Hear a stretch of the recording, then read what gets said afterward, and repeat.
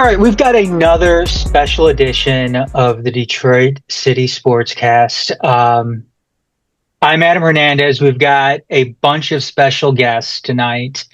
We've got Alex Wright, co-owner of Detroit City FC. We've got Megan Abela. You are partnerships, right? Yes. With Detroit City FC.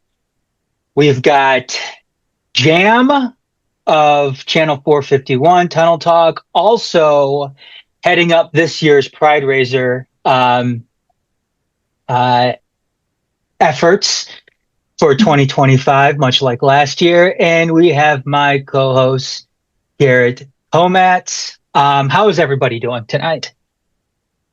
I haven't cried yet over Prideraiser, so we're doing good. Well, it's only May. It's only May, so there's plenty of time to cry and get overwhelmed by it. How about everybody else? Doing well. Excited to be joining. Yep, Awesome. Just trying to figure out how to make Jam cry. This is actually Alex is one of the final Infinity Stones that we have for this show, because we've had Sean, we've had David, now we have Alex, so now we just need really Todd, and that's it.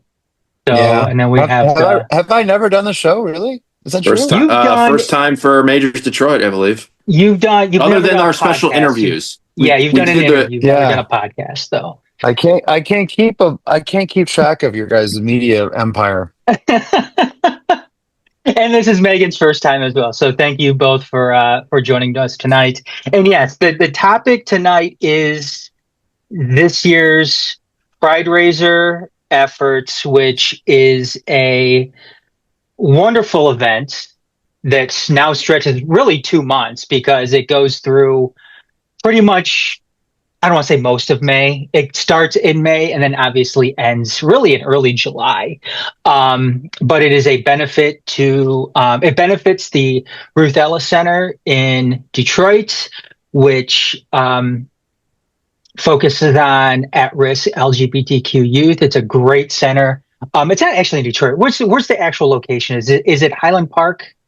There's Is that where it's actually multiple. Located? Yeah, there's Detroit and the Highland Park space. So like they have multiple places at this point. What's great about their umbrella? Yeah. What's great about Prideraiser, obviously the initiative in and of itself is the most important part, to help raise money for the Ruth Ellis Center, but it is also a great partnership between the club and the supporters. And it's something that has been going on since 2016, Jam? Is 17. That correct? 2017. Okay. So I'm going to let Jam kind of take over and talk about, the beginnings, because something else that's really cool about Prideraiser as well is it has its foundation, some of its foundations here in Detroit with this club, with this supporters group, as well as in Chattanooga too. But Jam, why don't we start out? Talk about like Prideraiser from the supporters' perspective, what it is, what the supporters, kind of do to help support it as well, before we throw it to Alex and Megan and talk about the club side of things. So, we started in 2017. So at this point, that's 2025. We're in our 9th year. Holy shit. From something that literally started from nothing. Kind of the history of it is back in 2017, there was some stuff going down in Chattanooga. They had some questionable supporters for their club who expressed some questionable opinions about LGBTQ folks. And so our friend Galen down there decided to counteract the bad vibes. He was going to donate money to one of their local LGBTQ charities to do some good in the world when other people don't want to. And Dean and Jackie kind of caught wind of this on social media, like we all did things back in the day, and said, you know what, we should do this too. We'll donate money to our local charity and we can do better than you. And let's make it a friendly competition.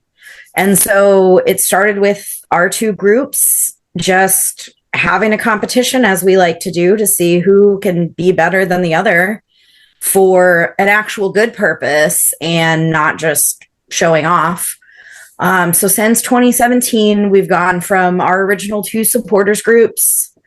This year specifically, I think I saw we've got about 65 groups signed up so far, but we've had a total of over 100 different groups that have participated over the years. And at this point, last year in 2024 was a huge year for everybody in Prideraiser. Just the NGS Prideraiser here in Detroit last year, we cleared since 2017 a total of over $250,000 donated to the Ruth Ellis Center. And all Prideraiser supporters groups as a whole last year, we crossed the $1 million mark, which is absolutely fucking massive when you consider that this is completely supporter led, started from 2 small groups. Everybody who participates in this, it's all volunteers. I mean, they built the platform on the back end to facilitate donations. Everything that we do is completely volunteer led, and it's turned into a massive thing that I honestly could have never imagined. And the thing is too, is like the organization of Prideraiser as a whole doesn't take a cut from any of this. Like Prideraiser itself is just a facilitator of donations. It's the individuals actually signing up and following through with their pledges, and without having, I mean, you make a commitment when you make a pledge, but it's up to you as the individual who's making the pledge to actually follow through with it and make the donation. And honestly, I mean, there's a very small gap of people who pledge and end up not donating. Like most folks do it and they're accountable for themselves to actually make it work and make it happen. And the way that we do this is now we've got kind of 2 different ways. The original model and the main way that we get most of the donations set up is a pledge per goal model. So you take your team's goals scored in June. Every supporters group does it a little bit different, depending on how many matches they've got and kind of what's going on with their specific team. Previous years, we've done home goals only. This year, we're doing home and away just because we do have a very light home schedule in June. I've seen other supporters groups that will do it based off of corner kicks or yellow cards or different things. So each group can kind of tailor it to their specific situation, depending on what's going on with their league and their club. And so you make your pledge per goal, whether that's $1, $5, $10. Some folks are extra generous and do up to $50 per goal. And get wild with it, because for a lot of folks, this is their big charity donation of the year. So all you do is make your pledge. At the end of the month, you get a note out from Prideraiser to say, this is how many goals that your team scored. This is the dollar amount that you donate. People adjust. Thankfully, most folks decide to go over what their initial pledge amount is, or they round it up. And then we also started a few years ago being able to have the ability to do a one-time donation. Some people just don't want to go through the whole keeping track of pledges. How many goals are we going to score? Like they just want to donate a flat $100 to the cause. It's easier for them. It's a one-time thing. So there is that ability as well, which kind of opens it up to more people, or maybe folks who are coming with a friend to a match and they just want to throw $20 at it.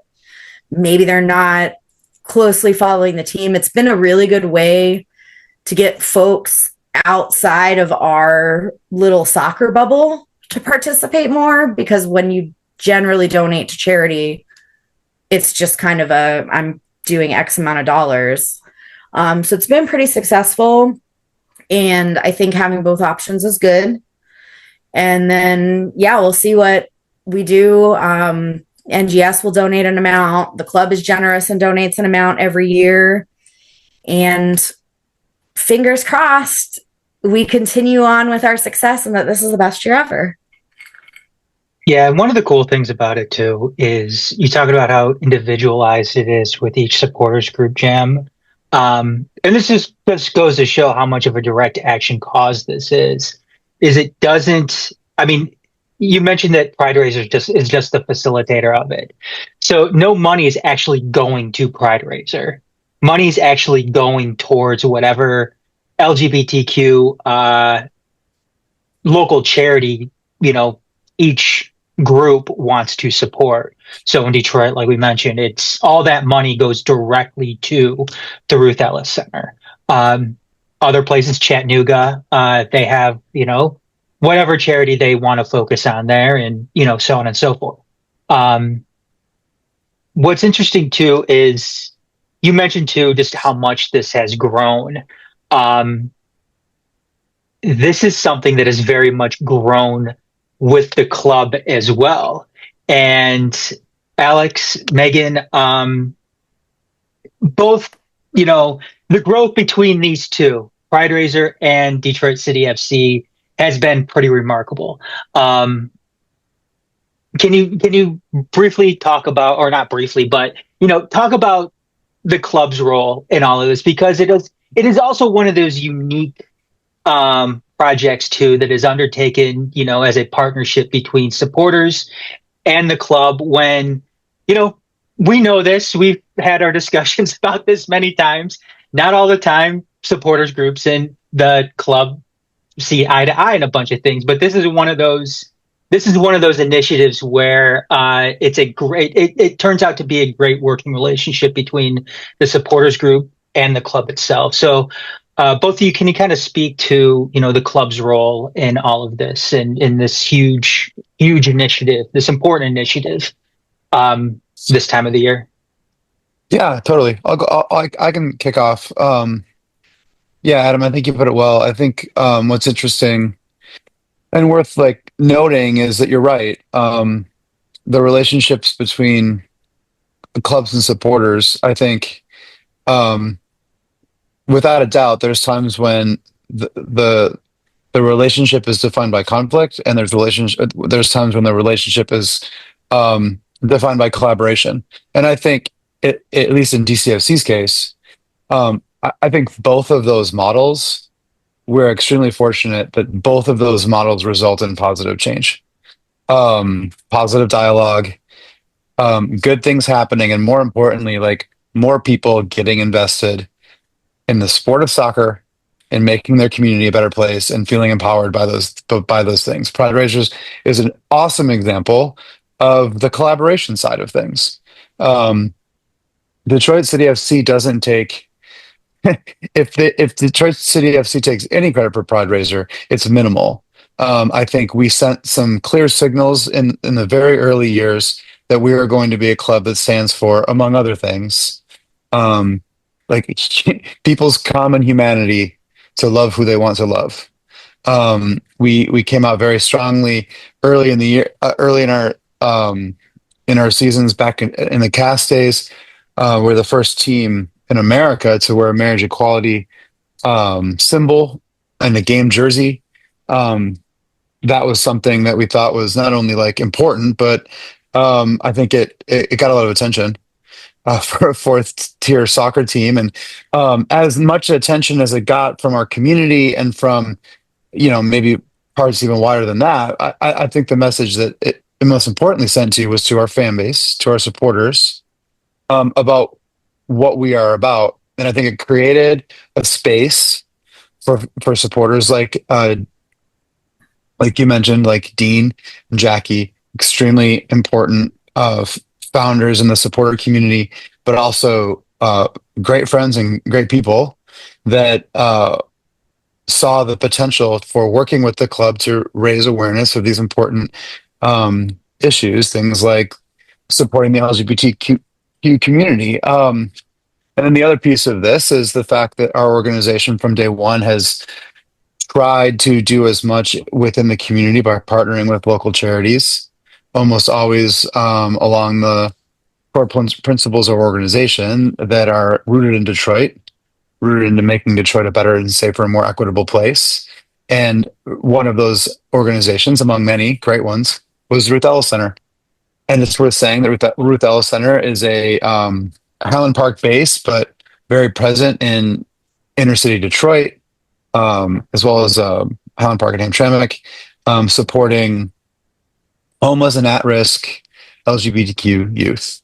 The vast majority of that population is of color, and the vast majority of that population is very at risk, especially in times like these.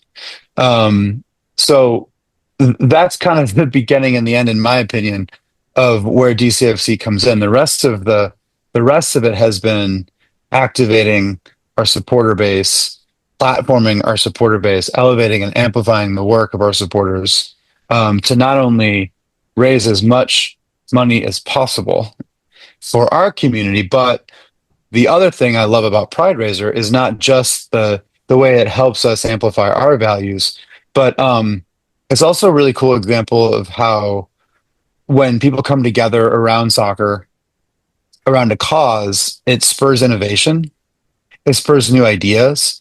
Like listening to Jam talk about that, it's not like the platform that was created by Dean and Galen is the platform that exists today. There were add-ons, single day donations. What if instead of kicking it off at the very first game of June, we go a little bit deeper into May so we can harness a few more people to get on board so we can raise more money? The evolution of what this thing can be, like the best practices, sharing across the country, different organizations and different clubs picking different other organizations, sharing best practices, all of it in like a zero cost model, is in so many ways an example of like the best of both of us, of what clubs can do and what supporter bases can do. I mean, I could go on, but the other, and then the final piece is within the organization of DCFC, as everyone knows, at least on this call, and most of our supporters too, is that we're in a massive growth phase right now, right? We are moving towards opening a stadium in a couple of years. The team is growing, the youth club side is growing, and we're trying to grow along with it. And with that, we're uplifting our staff to take more leadership roles. And within the organization, we're using something like Prideraiser to put someone like Megan in a position where she can put her stamp on this next generation of Prideraiser. Frankly, I haven't been super involved in things in this past month. I've been keeping track of it because I'm passionate about it, but I think it's an awesome opportunity. And Megan's a super valuable member of staff, but also an emerging leader in our organization. And it's allowed her not only to like get involved and put her stamp on things, but also make connections between the supporter base, understand what our values are, how we can share them as well as possible. So, I mean, with that, like, I don't really even have that much to say about the specific plans for this year, other than like I've already pledged. And you know, if you don't mind, Adam, unless you want to get in here and ask the question, I can just toss it over to Megan and she can talk about what things look like for this year. You're making my job easier, Alex. So, right. yeah. And like, I'm going to be honest, this is not like shitting on you, Alex, but as like the supporter who is handling most of the things, it's been a nice breath of fresh air to have somebody who like I can go back and forth with instantly, and like I'm not waiting on emails from. Just saying. And the 12-6 curveball, the first one of this podcast, has been thrown tonight. Alex is gonna log off here. It wouldn't be a podcast if I didn't talk a little bit of shit about Alex. You're gonna have to do a hell of a lot better than that if you want to get me pissed off tonight, Jen. Be careful what you ask for. You're like the 15th person today to tell me to reply to an email. So get in line. Let Megan talk before you guys flame me out of here. Yeah. So this is honestly my second year kind of getting slowly integrated into all things Prideraiser. And I think Alex hit on it quite a bit, but the thing that's been impressed upon me is Obviously, this is a supporters-led campaign, and DCFC wants to do obviously what we can to help amplify in any way. And I'm obviously happy to play just a small part in what Prideraiser is. So even if that's, getting back to Jam's emails right away or whatever is needed, happy to play that part. And I know that as a club, we're just trying to find new, innovative ways to continue to uplift and amplify the LGBTQ community. So hopefully we'll be seeing some of those new things being rolled out for the month of June.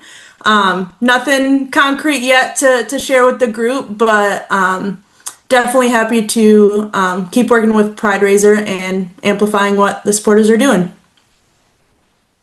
No, you have been absolutely awesome. It's always fun when you email me too, because we've got it set so I get personal emails. We've got stuff copied to CARES and NGS Main. So every time you email me, I get 3 notifications. And I'm sure you've noticed I just respond from whatever the hell email that I open up first. We don't ever know which one that's going to be. Yeah, I always get confused sometimes because I'm like, oh, someone else is jumping in the conversation. I'm like, oh, it's still Jam. No, it's just me. I just opened whichever one popped up first, which is fine. And I think that's good. And I think it's nice between both the supporters and the club that we get to be the point people. There are other folks around who can help and support, but it definitely helps with the chaos levels of at the end of the day, everything has to go through you or I. Right. You guys were talking about Oh, go ahead, Garret. I was going to say I got a good question actually. This is I think perfect for both Alex and Megan here. Mm-hmm. Jam kind of talked the story about Prideraiser and going back to 17. Alex, you mentioned it. You did a brief rewind in club history to Cast Tech, and I think we kind of talked about it in conversation at Open Cup in April, June 6, 2014, the day that the kit in support of LGBTQ for Ruth Ellis Center warned against Erie Admirals, as seen on the Charity Partnerships website. As we are now 11 years on from that, we're in our second home. We're about to be in our third home, as you mentioned, with the new stadium. And you've seen what started as this eventually led to then, in another way, then Prideraiser. And also with that, and the existence and continuance of now just corporate partnerships with charity partnerships in general. And Ruth Ellis being a cornerstone, a part of that.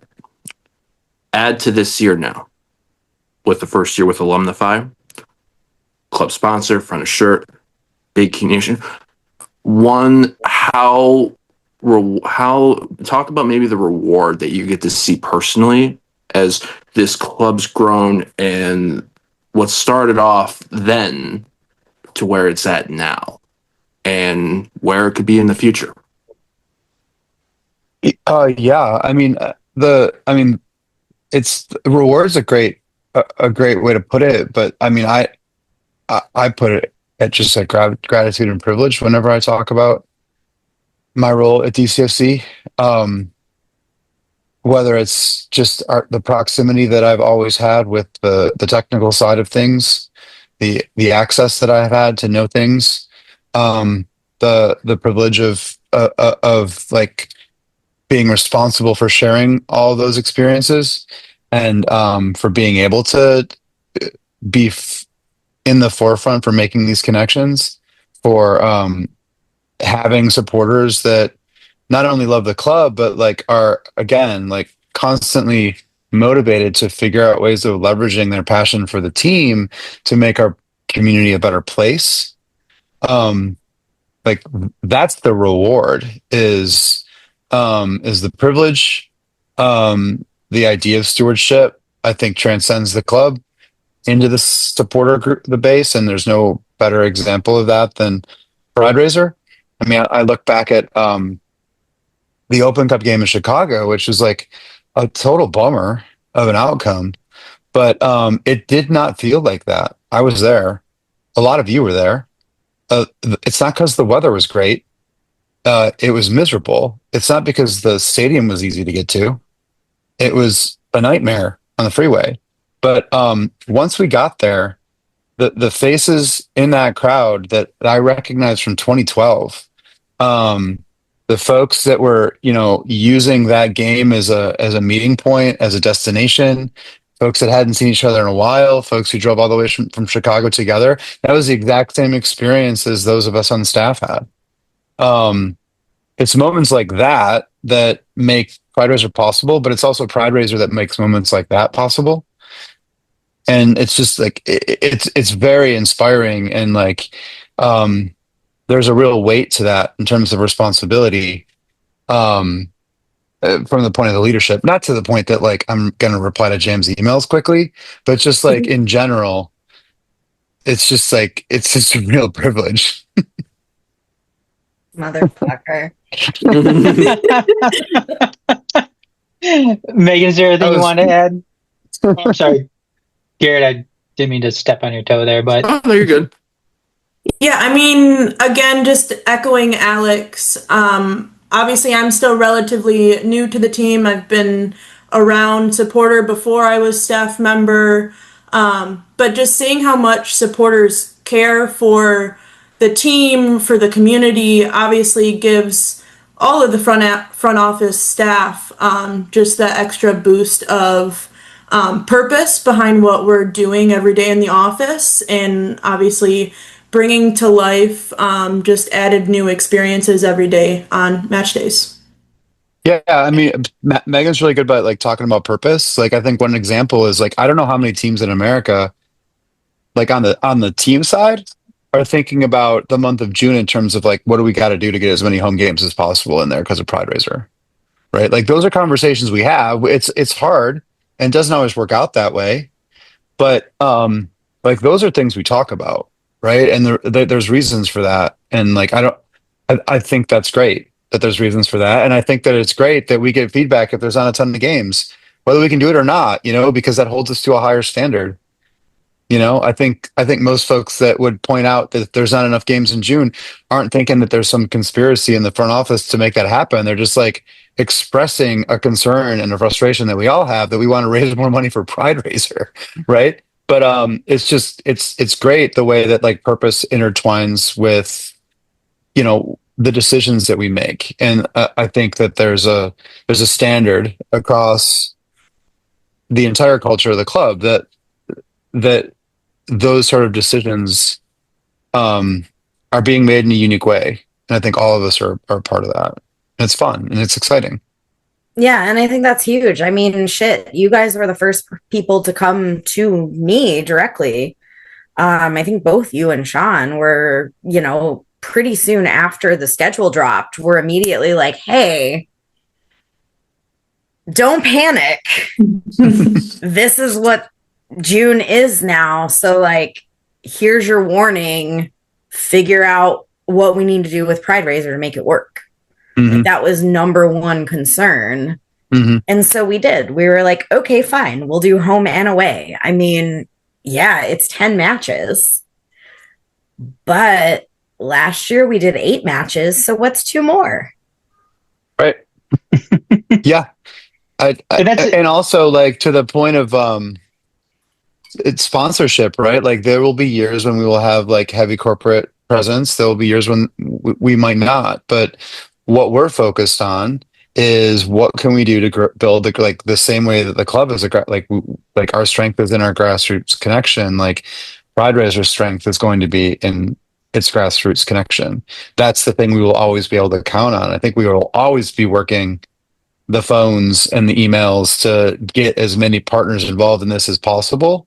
But what we all agree on is that it's like leveraging people, raising awareness of soccer fans, of DCFC fans, of DCFC supporters to get in there and pledge, because that's the thing that we can count on being available every year, right? And this is a massive undertaking, to make this successful. And last year was tremendously successful.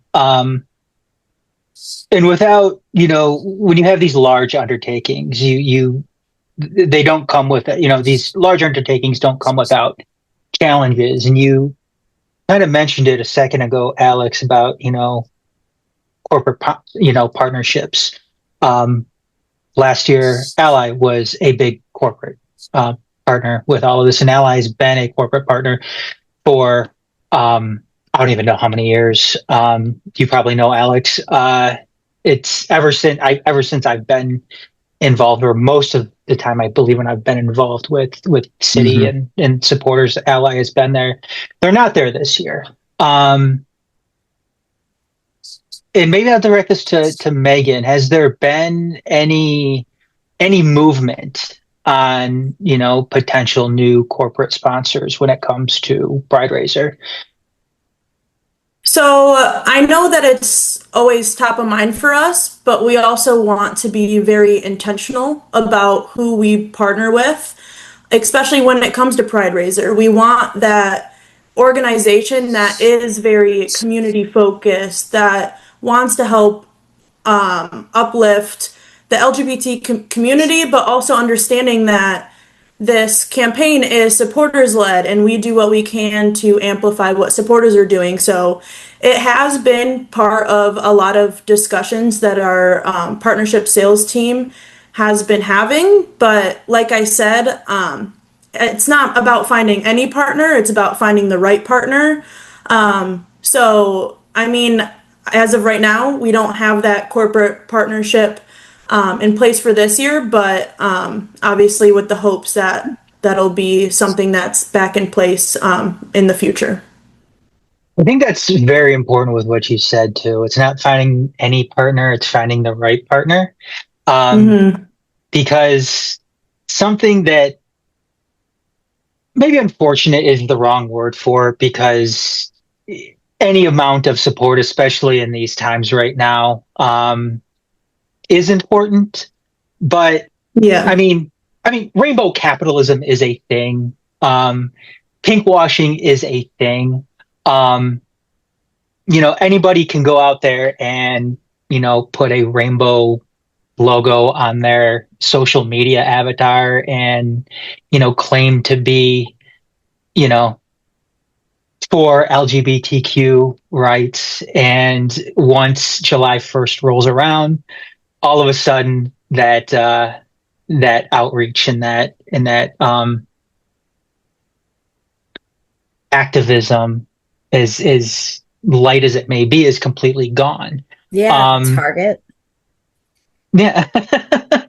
So I like that. I like that, and I think that that's something that is important for supporters and fans of the club who support Prideraiser as well to become very aware of. Is you're not looking for any partner, you're looking for the right partner, because I've heard it, in supporter circles, and even now, is how come there isn't a corporate sponsor? How come, what type of impact is this going to have on Prideraiser?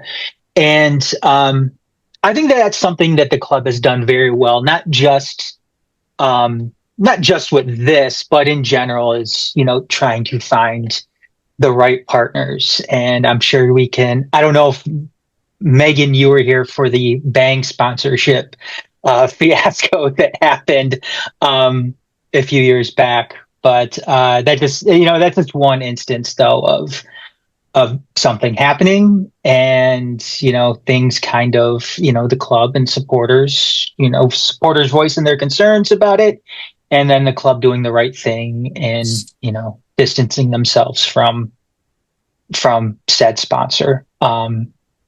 But I like that. I think that's important. Alex, is there anything you wanted to add? No, I think you said it really well. I do think that and I'm really glad that Megan's on the call, and I think she put it better than I ever could. To me, again, like, Prideraiser is about the relationship between supporters and teams, and that is attractive to people beyond the space of supporters and teams. And our door is open, and there's always conversations going. And just because there isn't a existing current partner does not mean that there's conversations that are filling everyone who's interested in about the potential for a partnership like that. And it's something that will come and go. And I think it'll always be a part of what we're doing. It's always a part of the conversation when we advocate for reasons to be a part of DCFC. The value of something like Prideraiser for DCFC is like it's a great way of creating shorthand about what we're about. I will say it is also interesting because it's a really interesting way to get into these more complicated aspects of sports business that you're touching on, Adam, especially in this moment when federal funding is being drastically slashed. The luxury, is it a luxury? And I don't know the answer to this, but I do think I like having these difficult conversations and like, whether they're a good idea or not for a podcast, whatever. But like, sounds great. I think there's an interesting conversation to be had or interesting question to be asked. But in a moment when funding is like leaving, what like the so-called like what did you call it, like rainbow washing or whatever, like pink washing, rainbow capitalism, yeah, like that stuff. Like, is there a way? Like, does that if that keeps your nonprofit alive, like, does it matter? And I think it does, but I think the conversation about when it matters and how it matters, if it's an existential question, and like how organizations like us, like a sports team or a powerful supporter group, like sort of becoming this interesting filter for like, are we like if we know that certain organizations really need the money, like how does that affect what we take or what we don't? Whether it's from like organizations or people or anything, this is all hypothetical, but I think we're entering in a moment where I think those questions are going to become very important between sustaining organizations that would close doors if they didn't have funding and like understanding where the funding's coming from. And like, when is it like not helpful? When is it hypocritical, right? Or when is it just pragmatic, right? And like, I don't really have answers or even examples of that. I just feel like we're moving closer, like more into that moment. And I think those conversations are really interesting. And I think the best ways to have them is when you have like trust between teams and supporters and you can kind of work that stuff out and like have reasons for your decisions and be like, hey, if we're in this position in the future, like what would that look like? I think the Bang Energy example you had is really important in that context, where I think we were probably trying to be a bit too cute and being like, yeah, let's take some money from an organization that we're not that comfortable with, but let's use that money for like a really good cause. And I think in that moment, it was very clear that was a dumb decision, right? What we were going to use it for wasn't dumb, but like the motivations were. But like, is that a decision that exists in a vacuum? In other words, like, is that decision the same decision every single year, or not? I don't know. I think probably not, especially that one. That was a pretty easy one. But but but like, do you guys know what I'm saying? Like that's I think it's an interesting. I think you got to have these conversations. You got to be thinking about it no matter what, and that's kind of what that's the stuff I think about a lot, is like how we're kind of on the cutting edge of these sort of issues. Yeah, I mean, and I think it has to be a regular conversation because what's happening in the world or the city or the state is not always the same. So like, right. 5 years ago, what would have been a terrible decision is potentially something we have to reconsider today, given the conditions of the world that we're living in. Mm-hmm. Mm-hmm. You know, it's like where it's that line of like, is this going to do more harm than good? And like, it is a fucking weird question. And I also don't have answers for that. Mm-hmm. But it's a constant discussion that needs to happen. And I think especially in a group like ours, where, while antagonistic at times, like the front office and the supporters have, if nothing else, a relationship of trust. We may have different methods to get there, but we're all here for the same reason. And I think that's also something, I mean, with Prideraiser and so many other things that benefits us specifically here in Detroit. Because like being on the back end of Prideraiser stuff and in Discord chats and things that are general Prideraiser, like not every supporters group has the support that we have from you guys. You know, there are some clubs that are all in, and I look at other clubs where their supporters are all in and their Prideraiser campaign has literally nothing to do with the club except for the fact that men that work for the club are scoring goals. That's it. So I think it's good to continue those conversations and like, yeah, I mean, everything's evolving. Everything's always changing. What worked last year might not work this year. And we just have to kind of roll with it and figure it out as we go. Like, there's never going to be a set way that things have to be done. And I hope there never is. And I'm glad you guys are good with having uncomfortable conversations, because I'm gonna ramp up just a little tiny bit here. Jam, you mentioned things within, the country and, the state and the city. And I want to highlight the city in particular, because I would be amiss if I didn't bring up again, especially when we're talking about challenges that come with, the Prideraiser initiative, but the relationship with the city of Hamtramck. And a couple of years ago, obviously, when a new mayoral administration was put in place, things got a little bit more contentious between the club, along with the supporters, not supporters going against the club, but the club / supporters and city council of Hamtramck. And I'm talking about, the flag ban, which we all know was, well, I don't want to put words in anybody else's mouth here, but in my opinion, it was targeted towards pride flags. When they wouldn't Precursor allow events before that, such as neighborhood kids causing contentious issues, having to be told to move away by police staff, etc. And those things. with exactly. Has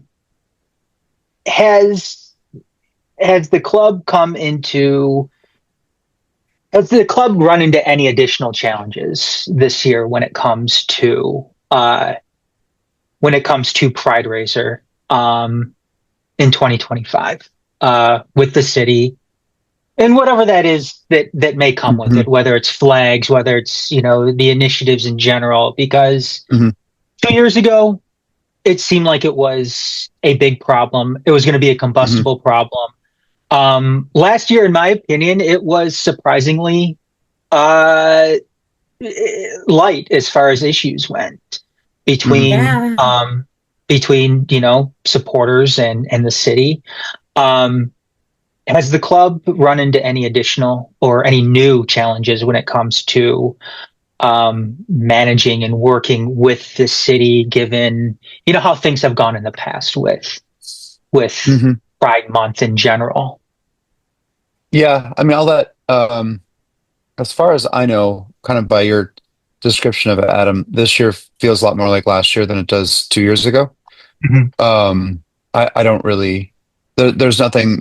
I haven't been a part of any conversations that would suggest that there's any sort of heightened conversations, concerns that I'm aware of. I think that this month, the month of June, is a really important month for us to kind of recalibrate and make sure that. And this is something I think we can always do a better job at, and a lot of it's bandwidth, but that's not an excuse. It's an opportunity for us as an organization to be checking in and making sure that everyone feels safe at our games, and that feels safe at the field house, and feels safe on the way to our games, and feels safe in the communities around our games. feels like they're being treated equitably, feels like they can express their humanity and like our common shared humanity safely, and cheer for their favorite team or just go and have fun with friends safely. Those are the kind of questions I think that like I also appreciate us being pushed on. I think those are, first of all, they're really complicated issues. Well, they're simple issues, but they're complicated with complicated solutions, especially ones with an organization that's as just like pedal to the metal, moving through growth, trying to manage as much stuff as possible.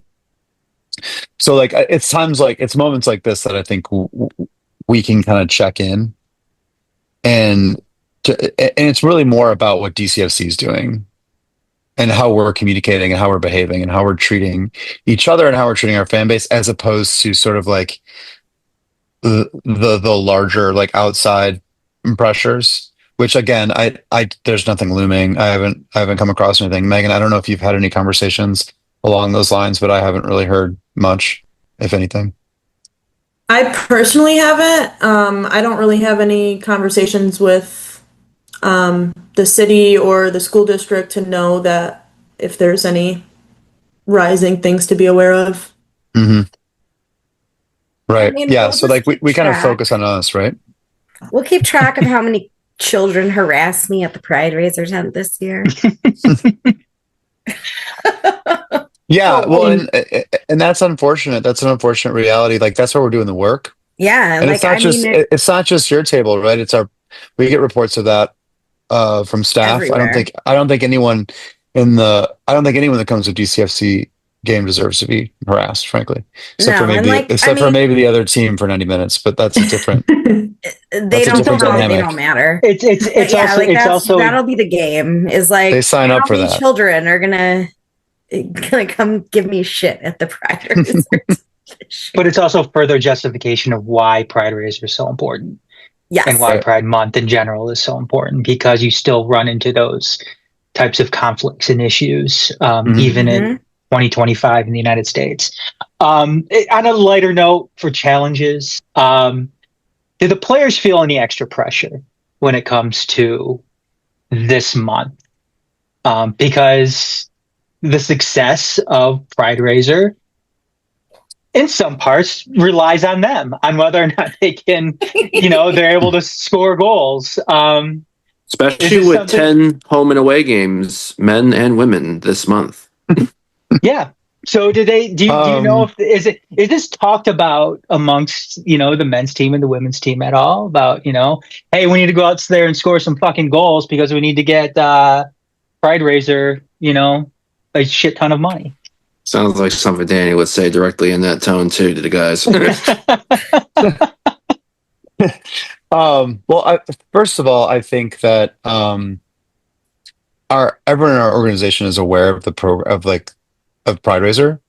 I also think that as we grow, like we have lots of turnover, right? So it is more. We have to be more intentional about like reading folks into that about the way Prideraiser works. And maybe if we did a really good job of that, there would be side conversations about, oh man, we have to win by even more. But as much as I wish I could say that was like the final piece of motivation within the locker room, I feel like every single game they kind of just like take the pitch, like wanting to score as many goals as possible and smash the other team. So like, it's almost like if they did treat that way in June, like why the hell aren't they thinking about that in May and July? Like I'd be kind of pissed, frankly. I'd be kind of pissed. Those windy home openers in March where we questioned a lot of things in life.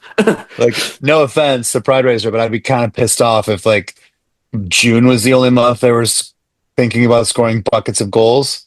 If that was the case, I would just make Prideraiser March 1st and November 15th. Really suggest it. It's not up to me. Yeah, that'd be great. If that was an extra motivator, then yeah, I would be all for it. No, I'm not here for it. My soul can't take that. I'd be all for Prideraiser going from March to November. No, fuck all of you. except for Megan because she answered your emails. Yeah, I'm saying you don't want to talk to me all year, Jam? What's up with that? I mean, I do, but I also don't want to stress all year. That's fair. I love you, but no. What do we have coming up? What do we have coming up? To finish out May, because we do have a home match. We have a home doubleheader. I'm going against our own rules that we talked about before the show. This show's going to come out after. Oh, you mean that doubleheader from a couple days ago? Yeah, that doubleheader. It was fucking awesome. I can't believe when Garret Smith scored that goal. Yeah, when scored against in the minute. Ben Perman was crying so hard because Charleston got the shit kicked out of him. Oh, that Ben Perman red card was amazing. But what kind of stuff do we have coming up to finish out the end of May and throughout June from supporter side and the club side when it comes to Prideraiser? Megan, I'll let you take it first. What kind of stuff do we have coming up for the club or with the club when it comes to Prideraiser? Obviously this is, I guess, kind of supporter related too, but DCFC is providing supporters space on the concourse, starting from this past game all the way through June, so that they can spread the word to anyone and everyone about the campaign. Like I mentioned briefly earlier too, we got some additional things in the works. This year we're having our first ever official Pride Night theme night on June 21st, which we're still in the works of building that out, but we're excited to see that come to life. I know as of right now we have a couple different organizations coming out, one of them being Free Mom Hugs, and looking to partner with a couple different groups that support the LGBTQ community to obviously continue pushing towards just inclusion and amplifying that group. So that's what we have going on, at least for Prideraiser. I know we got a lot of other exciting stuff coming up too. Damn. We have so many things. So we kicked off over the weekend with that. We will be on the concourse at every match in June. Come visit us at the table. We will help people get your pledges set up. We'll have fun pride flags for everybody. Come stop by and say hi to me and keep me from being bored. All of that is great. Other things that we do have going on June 14th, we will be doing our City Till I Die tie-dye shirt event. Details, by the time you get this, will have been released. But we will have shirts for sale on our website that you can purchase in advance to dye at our space at the Russell Industrial Center. Or feel free to bring your own stuff with a donation. All of that can be done on our website. Again, details are about to be released. Come hang out. That will be on June 14th from 11 a.m. until 4 p.m. Once that 4 p.m. time hits, we are heading over to the clubhouse for the watch party that night. Join us. It will be fun. You like drinking, you like watching soccer. The clubhouse has those things. On top, it's fucking true though. Jim's the new spokesperson for the future clubhouse ads. Yes, love it. Sign me up. Like soccer. My fee is low, lower than you think. So we got that going on, and then another thing that we will be out at. It's not an NGS specific event, but we will have a table out at Berkeley Pride on June 22nd. Come hang out with us there. We'll have all of our Pride merch available, hanging out with the community. It's a super cool event. It's from 1 p.m. to 5 p.m. on June 22nd. We've been doing Berkeley Pride. This will be our third year. I Yeah, I believe believe doing so. it. Yeah, I think it is. Or yeah. Obviously it's Berkeley, so it's not like as massive as like Motor City Pride or something like that. But it's a super chill, walkable event. We'll be there. Ruth Ellis Center will be there. Tons of great local folks coming out and hanging out. Really, really, really good event. And then another thing that we will also be doing at the table at the matches, we are doing a contest because we love contests. Competition is great. We are working on with our NGS merch team. We're going to be doing a design a button or sticker contest. So throughout the month of June, we want your designs for some kind of Pride button or merch. Bring them to us at the table, submit them, draw them on whatever the hell you want. Piece of paper, napkin, we don't care. Give us your ideas. We will vote on them internally, so it's like secret sauce stuff. And then for the matches on the 21st and the 25th, we will have the winner's button or sticker available for sale with proceeds going to the Ruth Ellis Center. Again, we will be dropping more details on all of these events in the upcoming days, so keep an eye out if you have questions, if you need anything. NoOneLikes.us is our website, and I will actually check the email. And I'll have a question for by the time this comes out, for folks to look into. Adam, I know you guys talked about rainbow capitalism and etc., but I'm going to talk about a capitalist question for very, very good reason, and it is a connection what folks should expect. Last couple of years, Detroit City FC has had a release date kit, a Pride kit example, to be worn for a set certain amount of matches. Will folks be expecting to see that in 2025? Hold on, Alex. Is it at all surprising to you that Garret would bring up the kits before we closed out tonight?